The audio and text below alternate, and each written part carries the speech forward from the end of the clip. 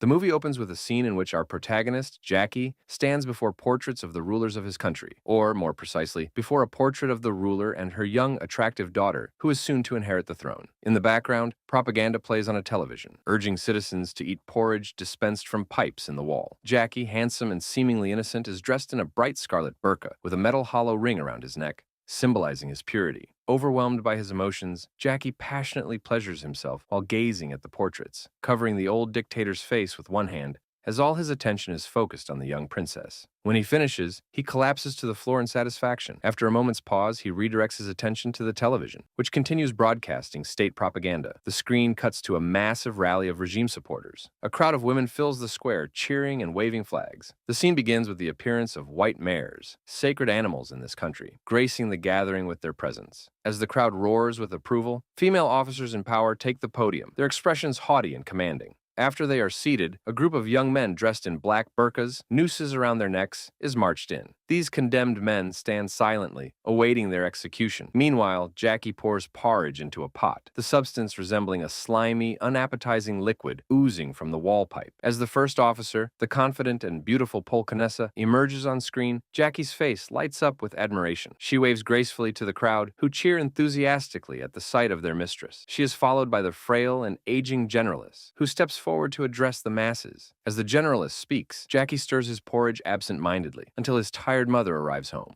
Overjoyed, Jacky hugs her and helps her remove her coat. She hands him a leaflet bearing a militia slogan, urging men to unite against the current regime. Jacky, loyal to the government, is appalled that anyone could think so poorly of it. His mother, however, lightens the mood by revealing a surprise for him. A new bodysuit decorated with unicorns. Jacky beams with gratitude as she explains that once again, someone had offered her a large sum of money to take Jacky as a husband, but she had refused, despite their dire financial situation. It was a bold act of love and defiance. The television now shows the public execution of conspirators and traitors. One of the condemned shouts insults at the Generaless. Irritated, she decides to accelerate the process, reaching for her gun. When her weapon is not at hand, she takes one from her assistant and silences the man herself. The crowd erupts in applause. Jacky and his mother watch, equally thrilled by the spectacle. Pleased with the events, his mother even gives Jacky money for a new burqa. The Generaless announces that she will soon transfer power to her daughter, as per the tradition of their ancestors. She also declares a search for a future husband for her daughter. This man, chosen from among the country's citizens, will bear the title of the main rider, a fitting designation in a nation that worships horses. Les grandes juments sacrées m'ont parlé cette nuit, et elles m'ont dit: Générale, si tu veux des petites filles, ne serait-il pas temps pour toi de laisser ta fille devenir la générale? Mais avant, il faut qu'elle choisisse son grand couillon et se marie. Jacky is ecstatic at the announcement, unable to contain his emotions. Jacky runs out into the street, joyfully leaping and sprinting as he celebrates the news. The street is filled with men in red burqas, all rejoicing, hugging each other, and celebrating the ball announced by the ruler. They rush toward a pony standing in the middle of the street. Around the small horse, a crowd of young free boys has already gathered, praying fervently and asking the horse to name them the main rider. Jacky joins the prayer. Dis-moi que je serai choisi par le colonel. Dis-moi que je suis assez beau et pur pour devenir le prochain grand couillon. Au cheval sacré, parle-moi. Au cheval sacré, parle-moi. Vois qu'on mon âme est pure, broute mes mauvaises pensées. Dis-moi que je serai choisi par le colonel. Suddenly, someone in the crowd shouts that the horse has spoken to him and revealed that his brother will be the chosen rider. Disappointed, the crowd disperses. Jacky, however, accuses the brothers of blasphemy and lying. During their heated exchange, it becomes clear that they know each other. They exchange pleasantries, and the brothers express their condolences over the death of Jacky's father, wishing him peaceful rest. Peut-être qu'elle me choisira, si les chevalins le permettent. This interaction is observed by a group of little girls dressed in strict military uniforms. They fantasize about marrying Jacky when they grow up. Jacky overhears their conversation and sternly interrupts, declaring that when he becomes Polkanessa's husband, he will have them hanged for such behavior. Frightened, the girls run off, and Jacky continues to the store. As is typical in dictatorial regimes, the store's selection is severely limited. The shelves are stocked only with various men's burqas and powders to clean them. The brothers tease Jacky about his poverty, pointing out that he cannot afford a new burqa. Jacky picks up a bottle of shampoo and, at the checkout, asks for a notebook, explaining that he enjoys writing poetry. The brothers mockingly purchase 2 new burqas without trying them on, saying that if they don't fit, they simply won't wear them. Overhearing Jacky's love for poetry, they boast about their younger brother's column in the newspaper, which features his photo and a poem about sacred mares. After making fun of Jacky, they leave. A young store employee begins openly flirting with Jacky, saying she wants him. Jacky, offended, calls her advances blasphemy. At that moment, the girl's mother, the store owner, appears. She scolds her daughter and sends her away. The mother then tells Jacky that she had suggested to his mother that Jacky marry her daughter. She emphasizes that her family is wealthy, unlike Jacky's. Faut pas venir tous les jours, si elle vous plaît pas. The scene transitions to the home of Jacky's friend Julian. Jacky sits at a table, composing another poem, while Julian is busy pleasing an officer, clearly involved in prostitution. After serving the client, Julian bids her farewell and turns his attention to Jacky. Julian, well-educated and knowledgeable, asks Jacky to read some of his poetry. Jacky, however, brushes him off, pointing out that he only writes about sacred horses. Foreign music plays in the background, an act forbidden in their country. Julian begins to tell Jacky about interests in other countries that go beyond horses and marrying Polkanessa. He reveals that he has almost saved enough money to escape the country and wants Jacky to come with him. Jacky refuses to believe him, assuming he's lying. The conversation turns into an argument, and Jacky storms out, heading home. The next day, we see Jacky carefully washing his mother's hair in the bathroom. His mother asks about his visit to Julian, clearly unaware of what they discussed or did. She speaks fondly of Julian, pleased with their strong friendship, and mentions that Julian had been a good friend of Jacky's father. When they step outside, they notice a disgruntled crowd gathered near the store. Women in uniforms armed with clubs disperse the crowd. One of them fires a shot into the air to pacify the mob. She announces that due to the overwhelming number of people wanting to attend the ball, participation now requires purchasing a ticket, which is expensive. The crowd reluctantly disperses, and we see Jacky's brothers and their family emerge from the store. Jacky and his mother approach the wealthy family, and a heated exchange ensues. The youngest brother taunts Jacky, bragging about his ticket to the ball, while their mother, clearly wealthy and flanked by 2 husbands she supports, mocks Jacky's mother for her poverty. She even insinuates that she could easily take Jacky as her 3rd husband. After the confrontation, Jacky asks his mother to buy him a ticket, but her expression reveals that she doesn't have the money. Viens maman, on va acheter ma place. At home that evening, Jacky sobs on his bed, praying to the sacred mares to help him become Polkanessa's husband. His anguish is worsened by the daughter of the store owner, who sits outside on her expensive moped. Saurais-tu m'aimer, mon petit chevalin?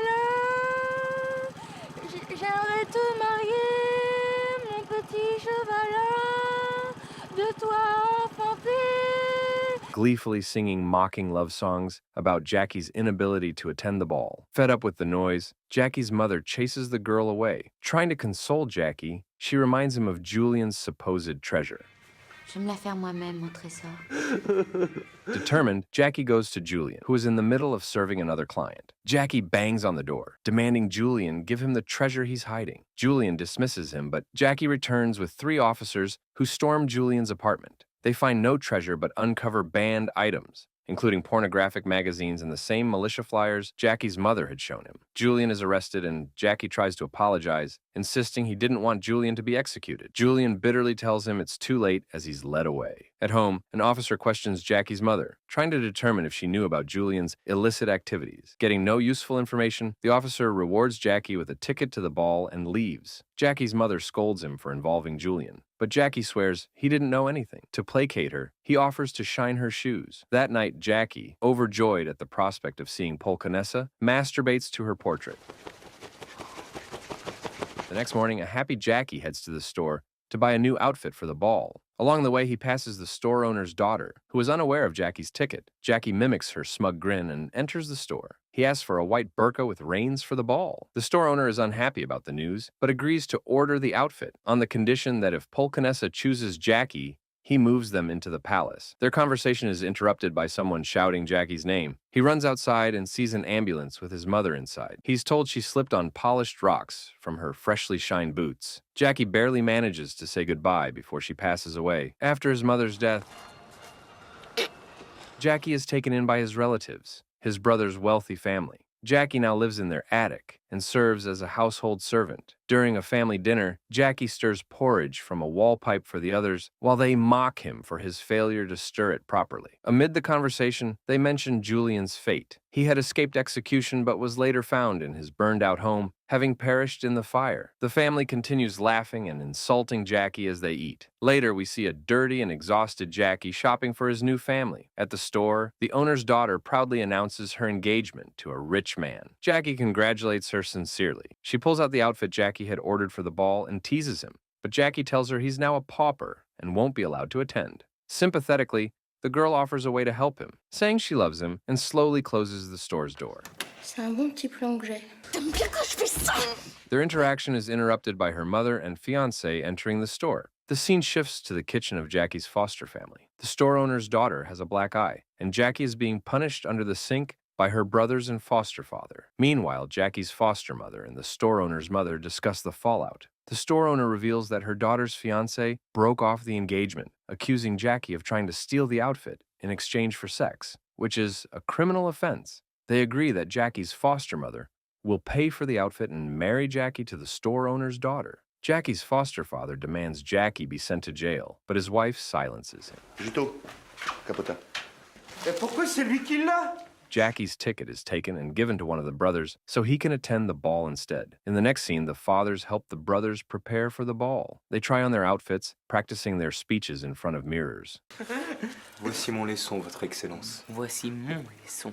The scene closes with the evening news, where anchors discuss the ball and reveal that the country's most famous actor will also be attending, hoping to win Polkaness's hand. At night, Jacky roars in his attic and hugs a portrait of the coveted Polkaness. He begins to hear a voice calling his name, and when he looks outside, he sees a pony who mentally urges him to run. Pars, Jacky. Fuis. The news shows the contenders gathering at the ball site, and our brothers are there. They are briefly interviewed, and Jacky escapes. He passes by the checkpoints trying to get into the woods, but suddenly it starts raining heavily. Jacky, frozen, wet, and confused, walks through the woods in total darkness when suddenly he is illuminated by the headlights of a patrol car. The three officers who arrested Julian come up to him and start asking Jacky why he's not at the ball and what he's doing here. He tries to come up with an excuse, but the officers do not believe him and decide to have a little fun with Jacky. They take him away into the woods, where they decide to rape him. Jacky trembles with fear, without even trying to fight back. But suddenly, their entertainment is interrupted by a strange female voice from the woods, which demands to explain what is going on. The officers don't recognize this stranger, and when she takes off her wig, it turns out to be Julian in female uniform, who shoots the horny officers. Jacky can't believe her eyes and throws her arms around Julian. They walk through the woods, and Julian tells Jacky how he escaped. T'as fait quoi? J'ai fait quoi? J'ai accepté. Qu'est-ce que tu voulais que je fasse? Du coup, elles ont recommencé tous les jours. He says he heard them in the woods and went to the sound, where he saw Jacky and the officers. Du coup, je me suis réfugié là, tout au fond de la forêterie. J'étais à Macampré quand j'ai entendu du bruit. J'ai cru que c'était moi qu'elle venait chercher. Julian leads them to his small plantation of vegetables, which should serve as a bribe to escape from the country, since vegetables are illegal in this country and people can only eat porridge. Jacky also changes into a uniform, and Julian points out that this is the treasure he was talking about. The uniform was left by Jacky's father, who spent his life organizing a rebellion of men in the country. Julian reveals that he also has a small pony for their escape. The pony even has a nickname, as it should in modern countries. The two of them saddle up the little pony and ride through the forest to the city to get fake documents and money. Mais non, il est pas mort, ton petit chevalin. Il était fatigué, il a fait un petit somme et puis c'est tout. On n'allait pas venir avec et se faire repérer. J'ai bien vu qu'il était mort. Un tueur de chevalin. On the way to the palace, they are accosted by free men and shake their reins in front of them in the hope that our heroes will take them as husbands. But our heroes are not up to weddings. Passing through the slums with the men, they come to the palace of the general. Entering inside, they find themselves in the office of one of the officers that Julian used to serve. She begins to threaten Julian with execution, but he immediately throws a turnip on her table, and claiming that he has 7 more sacks of the same vegetables, he asks her for money. The officer replies that Julian will not get off with vegetables alone and starts to molest him, sitting on his lap. Excited, she suggests Jacky to join her, but he's not in the mood for fun and leaves the office. In the corridor, he watches as one of the officers gives a tour of the palace to a foreign delegation, but the delegation is most interested in a certain cauldron. The officer smells a foul odor and notices Jacky standing at the door, confused. Jacky immediately gets out of trouble. As he walks down the hallway, he hears a strange singing sound. Walking in the direction of the sound, he enters the ceremonial hall, where a ball is being held in honor of finding a husband for Polcanessa. The huge room is filled to the brim with men dressed in white who are doing ceremonial squats under the supervision of sacred horses, waiting for Polcanessa to appear, and then Polcanessa appears on the steps. She is led out by the general, and the crowd of men immediately begin to shake their reins to attract Polcanessa's attention. She, in her turn, looking around, turns her attention to our protagonist, who stands on the balcon, dazed from her gaze. Somehow or other, she descends into the crowd of suitors for her heart and is immediately surrounded. At this moment on the balcony, Jacky is approached by his foster father and his eldest son and offers Jacky his reins. Not recognizing him as his foster son, Jacky takes the opportunity to humiliate them, but they continue to grovel before him, even his father offering himself as a gift to Jacky. Polcanessa is holding the reins of Jacky's little brother, and his foster father and eldest brother notice this. They immediately descend into the main crowd, breaking through the throng of suitors until they reach Polcanessa. The foster father wastes no time promoting his son again, extolling his virtues. Celui-ci, c'est l'écriture. Il est publié régulièrement dans le Petit Chevalin. But Jacky interrupts, offering Polcanessa a moment to reconsider her decision. Intrigued, she agrees, and then, showing genuine interest in Jacky, asks one of the officers about him. C'est d'origine étrangère? Vous aussi, vous êtes en quête d'un marion? Moi, tous ces choix, ça m'embrouille l'esprit.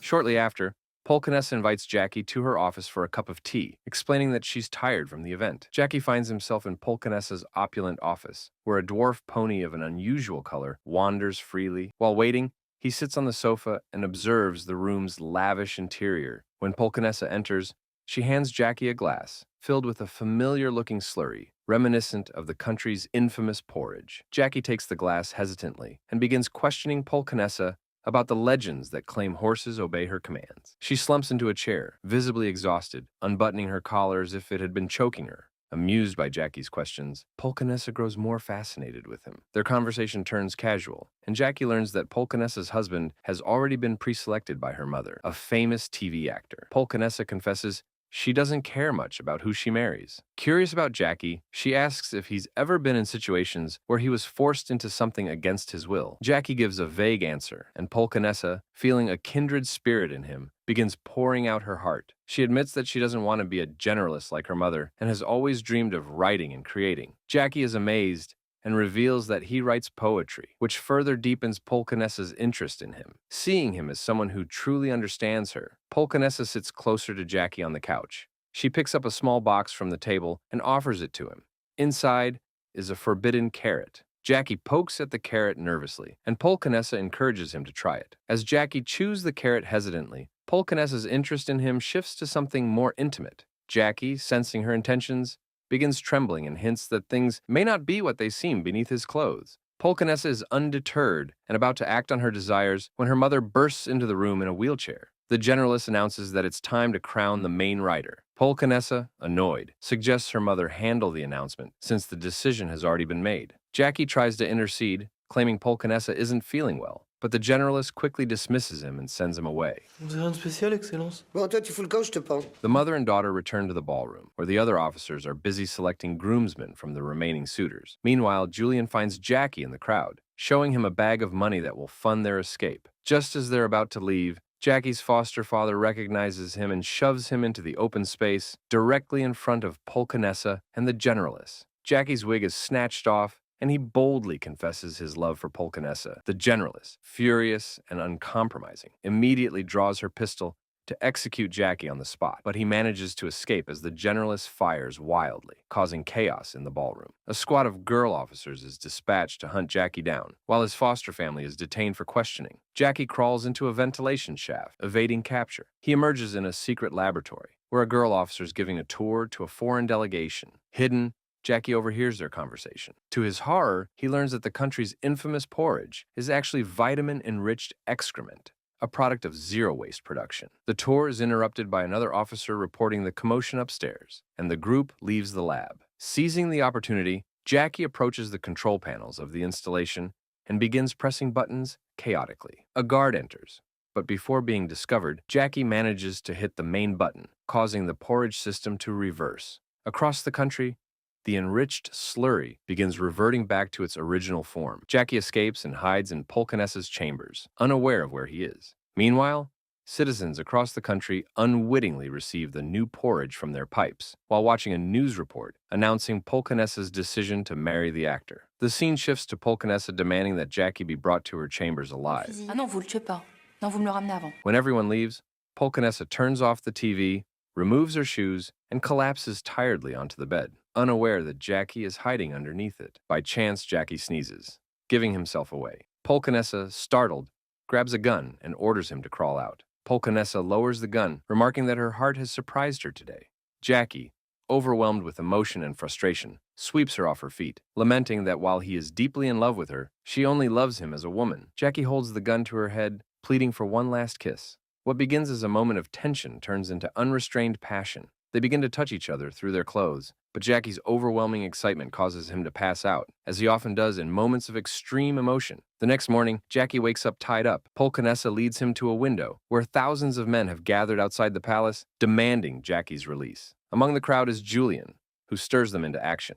Meanwhile, Jacky and Polkanessa are in bed together, oblivious to the chaos outside and unconcerned about their gender differences. Their moment of intimacy is interrupted by an officer who arrives under the Generaless's personal orders. Jacky is seized and thrown into the dungeon with his remaining relatives, who immediately threaten him with physical violence. However, their confrontation is interrupted when an angry mob of men storms the palace in an open coup. Jacky's cell is soon visited by the Generaless and her closest officers. Jacky, now defiant, does not kneel before her, fully aware that he is unlikely to be spared. However, to his surprise, the Generaless offers him the position of Supreme Rider to help calm the rebellious men. Polkanessa is thrilled by this news, but there's a catch. The Generaless insists that Jacky's tongue must be cut out to ensure he never reveals the secret of the laboratory. Polkanessa, horrified, refuses to let this happen. In a shocking turn, she kills her own mother with her bare hands to protect Jacky. None of the officers intervene. Meanwhile, the enraged mob breaks into the palace, killing everyone in their path and demanding Jacky's release. Jacky and Polkanessa rush to meet them. Jacky quickly calms the crowd, announcing that he is now the new Supreme Rider and that Polkanessa is their country's ruler. Julian pushes through the crowd and embraces Jacky, their friendship restored. A montage follows, showing how the country transforms under the rule of Jacky and Polkanessa.